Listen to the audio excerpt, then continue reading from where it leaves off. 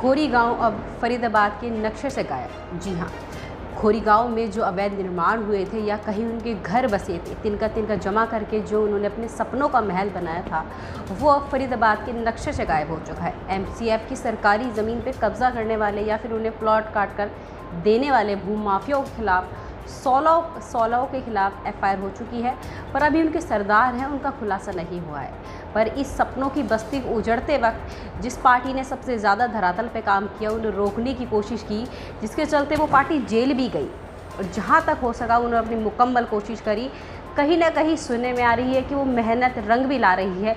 खोरी गांव के वासियों को प्लॉट मिलने की जो बात है बताई भी जा रही है, पर जो बैक फॉर्मेलिटीज़ हैं कि उनकी जो सभी तरह की जो आइडेंटिटी प्रूफ है वो हरियाणा की होनी चाहिए। इसी के चलते आज केसरपाली जोन के प्रधान और आम आदमी पार्टी के जिला अध्यक्ष धर्मवीर धड़ाना से इस विषय पर चर्चा करेंगे, क्योंकि अगर खोरी गांव में अवैध निर्माण या फिर घर के उजड़ने की बात हो या महंगाई की बात हो, सभी चीज़ों का विरोध करते हुए दिखाई देते हैं। तमाम विषयों पे मिलाकर चर्चा होगी कि किस तरह उनकी महंगाई रंग लाई, उनकी किस तरह की उनकी जो मेहनत है, माफ़ी चाहूँगी, मेहनत रंग लाई, और आगे किस तरह का उनका जो कार्य है, कार्यशैली है, उनकी पार्टी की तरफ से, उनकी तरफ से देखने को मिलेगी। बहुत बहुत स्वागत है सर आपका। सर, सबसे पहले मैं बात करूंगी खोरी गांव की। पीला पंजा चल चुका है। जो अधिकारी है उन्होंने ये छूट दी है कि खिड़की, दरवाजे, ईंट आदि वो लेके भर के जा सकते हैं। उनका तिनके की मेहनत की कमाई है। क्या घर मेहनत की कमाई नहीं थी जो उन्हें तोड़ दिया गया? तो इस चीज़ के लिए भी क्या कहेंगे आप? देखो, हमने सबसे पहले 3 महीने पहले यहाँ के कैबिनेट मंत्री मूलचंद शर्मा जी के घर का घेराव किया था जी। और मूलचंद शर्मा जी ने आश्वासन दिया था, हमारे माननीय सांसद जी, राज्यसभा सांसद सुशील गुप्ता जी के नेतृत्व में कई हज़ार लोग खोरी गांव से चलकर आए थे और मूलचंद शर्मा जी के घर पर पहुंचे थे। इसी तोड़फोड़ के ऊपर ही हमने उनसे बिजली पानी की मांग की थी और मूलचंद शर्मा जी ने आश्वासन दिया था कि हम खोरी गांव के लोगों को उजड़ने से बचाएंगे और वहां पर बिजली पानी नियमित रूप से देंगे।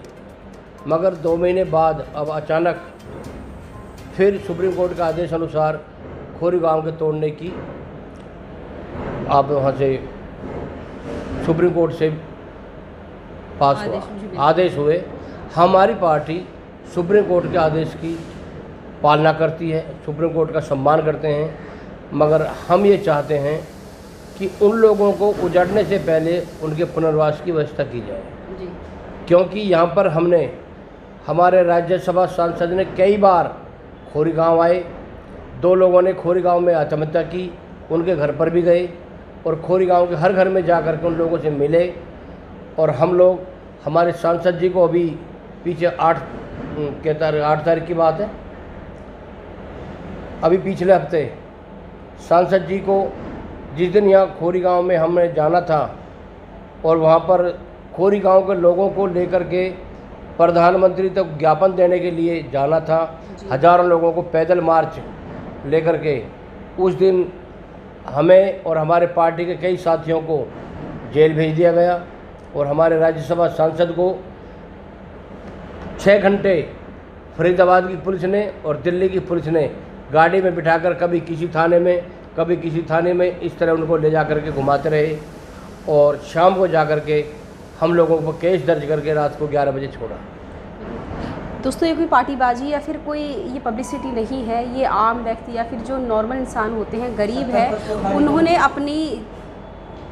उनकी उजड़ने की बात है, उनके घर के उजड़ने की बात है, जो कि बहुत दुखद बात है, क्योंकि वो गरीब व्यक्ति हैं जो काफ़ी सालों से वहाँ बसे हुए हैं, जिन्होंने अपनी तिनका जोड़कर वहाँ पर अपने सपनों का महल बनाया था, जिसके चलते आम आदमी पार्टी के राष्ट्रीय सांसद सुशील गुप्ता जी ने आह्वान किया था कि हम घेराव करेंगे बिना किसी प्रदर्शन के, बिना किसी अहिंसा प्रदर्शन के, यहाँ पे सिर्फ उस चीज़ को रोकने के लिए ये प्रयास करेंगे, जिसके चलते उन्हें जेल में भी डाल दिया गया और घर से पहले कार्यकर्ताओं को बुलाया गया। सुनने के में आ रही है कि कार्यकर्ताओं को नॉर्मल ले जाया गया कि बात करेंगे, फिर वहाँ पे उन्हें जेल में बंद कर दिया गया।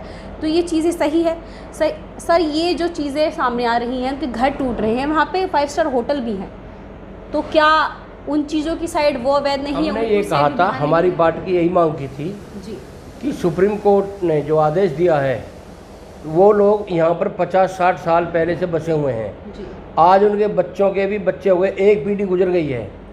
आज उनका अगर घर टूटता तो किसी का भी कोई आशा न टूटता, उसको बड़ा दुख होता है। जी। उन लोगों ने ज़मीन, ये बाहर से लोग आए हुए हैं, जी। हिंदुस्तान के चारों कोनों से वहाँ पर पूरे देश का आदमी आकर के बसा हुआ है, मेहनत मजदूरी। और ये है वह लोग हैं जिनको इस देश को, इस फरीदाबाद की तरक्की में उनका अहम योगदान है। उन्होंने इस फरीदाबाद को मेहनत करके, मजदूरी करके, एक एक ईंट जोड़ करके खड़ा किया है। और आज उन मजदूरों को जिस तरह से उजाड़ा जा रहा है, बहुत शर्मनाक बात है। हम ये चाहते हैं कि उनको, कई पीढ़ी यहाँ पर हो गई है, माननीय सुप्रीम कोर्ट जी पता नहीं किस आधार पर फैसला लिया है। वन विभाग की अगर बात की जाती है तो अनखीर गोल चक्कर से लेकर के सूरजकुंड तक दोनों साइड वन विभाग की ज़मीन है। हमने कहा था कि यहाँ पर बड़े बड़े भूमाफिया हैं, अगर फॉरेस्ट की ज़मीन ही खाली करानी है वन विभाग की तो पहले अनखीर गोल चक्कर से शुरू करें, जिसमें सारे अफसरों के, नेताओं के फार्म हाउस बने हुए हैं, उनको पहले तुड़वाएं, जब जा कर के गरीबों को उजाड़ें। उजाड़ने की, अवैध निर्माण को हटाने की बात हो रही थी, तो गरीबों से न शुरू करके फार्म हाउस से, जो फार्म हाउस उनके बड़े बड़े बने हुए हैं, वहाँ से शुरुआत उनकी होनी चाहिए थी। फार्म हाउस से शुरुआत करें। लोगों के रास्ते में कोठियाँ बनी हुई हैं, सब फॉरेस्ट की ज़मीन में हैं। सूरजकुंड के बड़े बड़े 5 स्टार होटल बने हुए हैं, वो फॉरेस्ट की ज़मीन में हैं। और वहाँ तक सब गरीब को तो आदमी किसी कभी उजाड़ दे, गरीब का क्या उजाड़ना है। गरीब ने तो भगवान भी नहीं सुनता। मोदी सरकार ने यह कहा था 2014 में कि जहाँ झुकी वहीं मकान होगा, वो भी उनका वादा ऐसे निकल गया। हम मोदी जी से भी ये प्रार्थना करते हैं कि आप देश के प्रधानमंत्री हैं, 1 लाख लोग कहाँ जाएंगे, उनके पुनर्वास की व्यवस्था की जाए, उनको मकान दिए जाएं। और जब उनको उजाड़ा जाए और उनका जो भी सामान है, घर का जो मटेरियल है, लोग आजकल इतना महंगा सामान है, किस तरह से अपना जुगाड़ बनाता है, अपना मकान बनाता है, उनको खिड़की, दरवाजे, ईंट, पत्थर, टुकड़ी, जो भी सामान है उनको आराम से ले जाया जाए।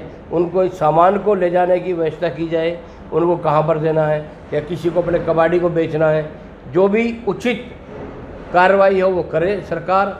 और हम सरकार से मांग, खट्टर साहब ने कहा था कि हम जो यहाँ के बाशिंदा हैं, हरियाणा के, जिनके पास आधार कार्ड है, वोटर कार्ड है, उन्हीं को मकान देंगे। हम ये चाहते हैं कि जो भी वहाँ पर हिंदुस्तान का वासी हैं, वह कोई बाहर विदेश से, पाकिस्तान से नहीं आए। जो भी हिंदुस्तान का आदमी बसा हुआ है, किसी के पास अगर कागज़, आधार कार्ड नहीं है, उनको भी रहने की व्यवस्था की जाए, उनको भी बसाया जाए। चलिए, ये चीज़ें जो इन्होंने कही कि इनको रहने की व्यवस्था की जाए, कहीं ना कहीं उनकी बातें भी सामने आ रही है कि उन्हें जो पुनर्वास की व्यवस्था है की गई है, पर उनके जो फॉर्मेलिटीज़ हैं, उनके जो आइडेंटिटी प्रूफ है, सब हरियाणा के होने चाहिए।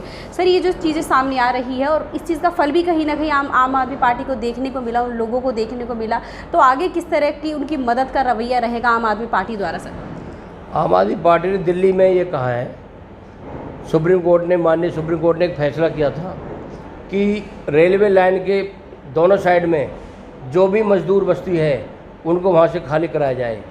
हमारे दिल्ली के लोकप्रिय मुख्यमंत्री जो गरीबों के लिए काम करते हैं, अरविंद केजरीवाल जी ने खुद जाकर के सुप्रीम कोर्ट में एप्लीकेशन दरखास्त दी थी कि हमें कुछ समय दिया जाए, साल भर का, 2 साल का, इन गरीबों के लिए हम पुनर्वास की व्यवस्था कर देते हैं और बाद में आप इनको हटा देना। हम उसी तर्ज पर, जिस तरह दिल्ली में कुछ लोग यहाँ पर कहते हैं जी दिल्ली के लोग बसे हुए हैं, दिल्ली के अंदर, दिल्ली में जो है उनको, दिल्ली वालों को कोई परेशानी नहीं है। दिल्ली सरकार उनको पानी दे रही है, बिजली दे रही है, खाना दे रही है, सब चीज़ की व्यवस्था कर रही है। सिर्फ हरियाणा के लोगों की बात है। और आगे भी हमारी आम आदमी पार्टी इन लोगों के साथ खड़ी है। जो भी ये लोग हमें आदेश करेंगे, जो भी हमसे बन पाएगा आम आदमी पार्टी से, हमारे सांसद महोदय जी से, जो इस कार्य में खोरी बचाओ अभियान में लगे हुए थे, उसी दिन से आम आदमी पार्टी सबसे पहले इस खोरी के अभियान में आई थी और आगे भी आम आदमी पार्टी इस खोरी के साथ, वालों के साथ लगी रहेगी, उनकी मदद हर संभव करते रहेंगे। जी बिल्कुल, जैसे इन्होंने कहा कि गरीबों को हटाना तो बहुत आसान है, गरीबों को कोई भी हटा सकता है, कि आपको लगता है कि इन्होंने बात कही है कि पहले फार्म हाउस को हटने चाहिए थे, बड़ी बड़ी कोठियाँ हटनी चाहिए थी, जो अवैध निर्माण हुए हैं, बाद में इन गरीबों का घर उजाड़ना चाहिए था, बाद में इन गरीबों के घर पर पीला पंजा चलना चाहिए था। और उन्होंने बात कही है कि जो घर हरियाणा में हरियाणा से न लगकर दिल्ली में लग रहे हैं, तो उन्हें दिल्ली वासियों के अंडर छोड़ा जाए, उनके साथ ऐसी तोड़ फोड़ या उनके घर न उजाड़े जाए। सर, कल बात करें महंगाई को लेकर भी आपने अदनगन होकर प्रदर्शन किया है, तेल पेट्रोल सभी चीज़ों को लेकर 90 विधानसभाओं में प्रदर्शन रहा, तो उस चीज़ का क्या कहेंगे महंगाई को लेकर? कल हमने रोजगार के मुद्दे पर, क्योंकि हिंदुस्तान का पूरे देश का नौजवान बेरोजगार हो चुका है। मोदी जी ने पहले कहा था पकौड़े तल लो, पकौड़े के लिए तेल नहीं है, बेसन नहीं है, अब आदमी कहाँ से पकौड़े बनाएगा? हर चीज़ महंगी होगी, सरसों का तेल, डीजल, पेट्रोल, हर चीज़ इतनी महंगी हो गई है कि लोग बहुत परेशान हैं।